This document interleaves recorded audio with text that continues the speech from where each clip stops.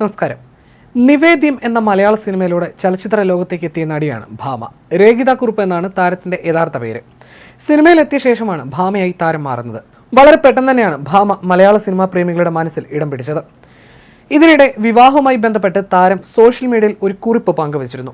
അത് വലിയ രീതിയിൽ ശ്രദ്ധിക്കപ്പെട്ടു. സ്ത്രീധനത്തെക്കുറിച്ചും ഭർത്തൃ വീട്ടിലെ പീഡനങ്ങളെക്കുറിച്ചും എല്ലാമായിരുന്നു ഭാമ തന്റെ വാചകങ്ങളിലൂടെ വിവരിക്കുന്നത് എന്നായിരുന്നു വാർത്തകൾ. ഇൻസ്റ്റഗ്രാം സ്റ്റോറിയിലൂടെയായിരുന്നു താരത്തിന്റെ പ്രതികരണം. എന്നാൽ ഈ കുറിപ്പ് വൈറലായതോടെ പോസ്റ്റിന് കൂടുതൽ വിശദീകരണം നൽകിയിരിക്കുകയാണ് താരം. പുതിയ കുറിപ്പിലൂടെയാണ് താരത്തിന്റെ വിശദീകരണം.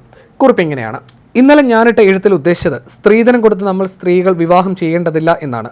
അങ്ങനെ ചെയ്താൽ ഉണ്ടാവുന്ന പ്രത്യാഘാതത്തെക്കുറിച്ചുമാണ് എഴുതിയത്. വിവാഹശേഷം ധനം ആവശ്യപ്പെട്ട് സ്ത്രീകൾക്ക് കൊടുക്കുന്ന സമ്മർദ്ദം അതുമൂലം സ്വന്തം ജീവന് വരെ ഭീഷണിയാകുന്നതോടെ ഒരു വീട്ടിൽ പേടിച്ച് കഴിയേണ്ടി വരിക. കുഞ്ഞുങ്ങൾ കൂടെയുണ്ടെങ്കിൽ ഒരു സ്ത്രീയുടെ മാനസികാവസ്ഥ എല്ലാത്തിനും അപ്പുറമായിരിക്കും. ഇതെല്ലാമാണ് പറയാൻ ശ്രമിച്ചത്. അങ്ങനെ സ്ത്രീകൾ ഒരിക്കലും വിവാഹം ചെയ്യരുതേ എന്നാണ്. വിവാഹശേഷമാണെങ്കിൽ സമ്മർദ്ദം സഹിച്ച് ജീവിതം തുടരാൻ എല്ലാവർക്കും സാധിക്കണമെന്നില്ല. അല്ലാതെ സ്ത്രീകൾ വിവാഹമേ ചെയ്യരുത് എന്നല്ല എഴുതിയതിന്റെ ആശയം മനസ്സിലാകുമെന്ന് കരുതുന്നു. നന്ദി. ഹാവ് എ ഗ്രേറ്റ് ഡേ എന്നാണ് താരം കുറിച്ചിരിക്കുന്നത്. അതേസമയം ഭാമയുടെ നേരത്തെ ഉണ്ടായിരുന്ന കുറിപ്പ് ഇങ്ങനെയായിരുന്നു: വേണോ നമ്മൾ സ്ത്രീകൾക്ക് വിവാഹം? വേണ്ട. ഒരു സ്ത്രീയും അവരുടെ ധനം ആർക്കും നൽകിയിട്ട് വിവാഹം ചെയ്യരുത്. അവർ നിങ്ങളെ ഉപേക്ഷിച്ചു പോയാൽ ധനം വാങ്ങി അവർ ജീവനെടുപ്പിക്കും.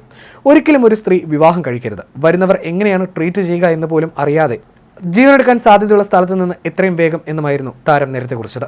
ഒരിക്കൽ ഭർത്താവുമുള്ള ചിത്രങ്ങൾ നീക്കം ചെയ്തതോടെയാണ് ഭാമയുടെ വിവാഹ ജീവിതത്തിൽ അസ്വാരസ്യങ്ങൾ ഉണ്ടോ എന്ന സംശയം സോഷ്യൽ മീഡിയയിൽ പ്രചരിക്കാൻ തുടങ്ങിയത്. അന്നൊന്നും പ്രതികരിക്കാത്ത ഭാമ പിന്നീട് ഇൻസ്റ്റഗ്രാമിൽ താനൊരു സിംഗിൾ മദറാണെന്ന് പ്രഖ്യാപിച്ചു. വിവാഹം കഴിഞ്ഞ ശേഷം ഭാമ പിന്നെ സിനിമയിലേക്ക് തിരികെ എത്തിയില്ല.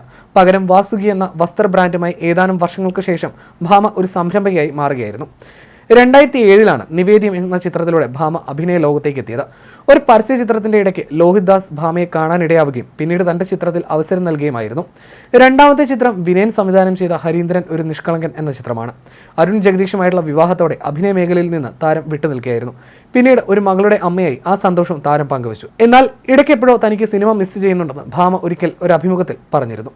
2020 ജനുവരിയിലായിരുന്നു ഭാമയും അരുണും തമ്മിൽ വിവാഹിതരാകുന്നത്.